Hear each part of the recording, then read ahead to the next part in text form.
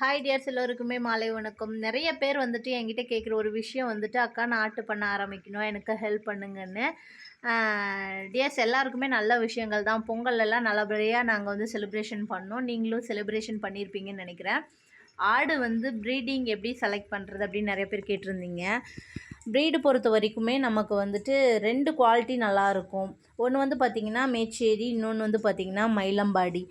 இவன் வந்து பார்த்திங்கன்னா மயிலம்பாடி குட்டி, இது வந்து பார்த்திங்கன்னா மேச்சேரி குட்டி.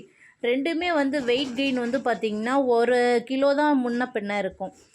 மற்றபடி வந்து பார்த்திங்கன்னா ஆடு எல்லாமே வெயிட் கெயின் எல்லாம் ஈவனாக தான் இருக்கும். 1 கிலோவில் ஒன்றும் பெருசாக நமக்கு டிஃப்ரென்ஸ் தெரியாது. ஆடு செலக்ட் பண்ணும்போது நீங்கள் 14 கிலோவுக்கு மேலே நீங்கள் செலக்ட் பண்ணிட்டீங்கனாலே ஆட்டு ஃபார்மில் சக்ஸஸ் தான் பண்ணலாம். நீங்கள் ஆடு தேர்வு பண்ணும்போது நமக்கே தெரியும். இப்போ ஒரு நல்லா இருக்கிற குழந்தைய பார்க்குறதுக்கும் ஒரு ஃபீவர் இருக்கிற குழந்தைய பார்க்குறதுக்கும் நமக்கு டிஃப்ரென்ஸ் தெரியும். மெயினாக கண், மூக்கு, வாய், இன்னொன்று பேக் சைடு.